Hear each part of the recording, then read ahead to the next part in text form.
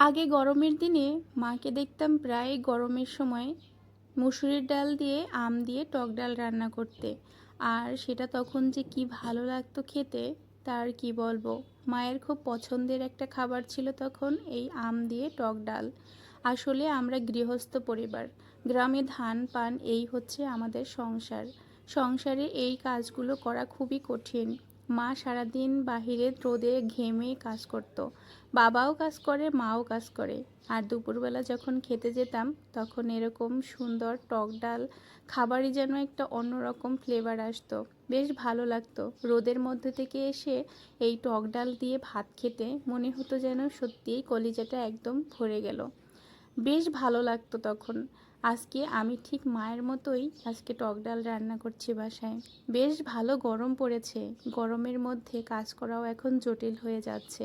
রান্নাঘরে তো একবারে ঢোকাই যাচ্ছে না, এত গরম লাগে যে কিছুক্ষণের মধ্যেই রান্নাঘর থেকে দৌড়ে ছুটে পালাতে হয়। আজকে রান্না করব টক ডাল আম দিয়ে, আর এদিকে ভেন্ডি ভাজি করব। ভেন্ডি ভাজা খেতে আমার মেয়ে খুব পছন্দ করে। ওর সব থেকে পছন্দের একটা সবজি হলো ঢ্যাঁড়স বা ভেন্ডি। আমরা কেউ ঢ্যাঁড়সও বলি, এটাকে ভেন্ডিও বলি। ওকে ভাজি, সিদ্ধ, ভর্তা যাই রান্না করে দেই সেটাই ওর কাছে খুবই পছন্দের। তাই আজকে এখানে কিছু পরিমাণে ভেন্ডি কেটে নিয়েছি, আর এদিকে পেঁয়াজ আর কাঁচা লঙ্কা কেটে নিচ্ছি। ভেন্ডি ভাজাতে কাঁচা লঙ্কা পেঁয়াজ দিলে ভাজি করলে বেশ ভালো লাগে খেতে। আমরা তো আমিষ ভুজি, সেক্ষেত্রে আমরা পেঁয়াজ রসুন সবই খাই। তবে যারা নিরামিষ তারা শুধু কালো জিরা আর কাঁচামরিচ ফোড়ন দিয়েও ভেন্ডি ভাজি করে খেয়ে দেখো, তাদেরও অনেক বেশি ভালো লাগবে। আর এদিকে আমি এখন ডালটা হয়ে গিয়েছে, ফোড়ন দিচ্ছি।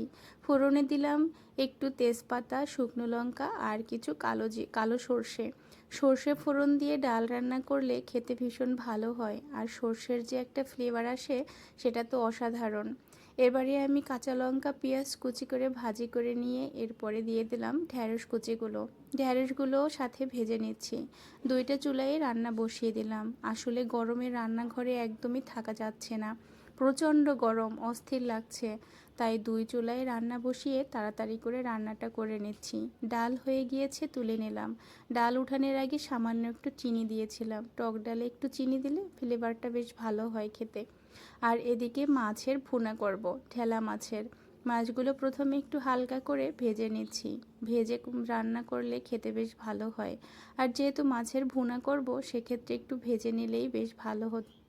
তাই আমি এখানে মাছগুলো ভেজে নিলাম। মাছ ভাজা হয়ে গিয়েছে, এরপরে একটু জিরা ফোড়ন দিয়ে দিয়ে দিলাম কিছু পরিমাণে কুচানো পেঁয়াজ। পেঁয়াজগুলো এবারে ভালো করে ব্রাউন ব্রাউন করে ভেজে নিয়েছি। এর মধ্যে দিয়ে দিলাম পেঁয়াজ, রসুন আর আদা বাটা। দিয়ে আরও কিছুক্ষণ নাড়াচাড়া করে তার মধ্যে দিয়ে দিলাম মিশিয়ে রাখা মশলা, যার মধ্যে ছিল হলুদ গুঁড়ো, মরিচের গুঁড়ো, ধনিয়া গুঁড়ো, সামান্য জিরা গুঁড়ো আর স্বাদ মতো লবণ। দিয়ে মশলার জলটা দিয়ে আরও মাছগুলো দিয়ে ভালো করে কষিয়ে নামানোর আগে একটু সামান্য ভেজে রাখা জিরার গুঁড়ো দিয়ে নাড়াচাড়া করে এর মধ্যে কিছু ধনিয়া পাতা দিয়ে দিলাম। এরপরে রেডি হয়ে গেল আমার মাছের ভুনাটাও। মাছটাও উঠিয়ে নিলাম। দেখতে ভীষণ ভালো হয়েছে মাছের ঝোলটা, আর খেতেও ভীষণ ভালো হয়েছিল। দেখতে পাচ্ছ কতটা টেস্টি দেখাচ্ছে, সত্যিই ভীষণ ভালো হয়েছিল মাছের ভুনা।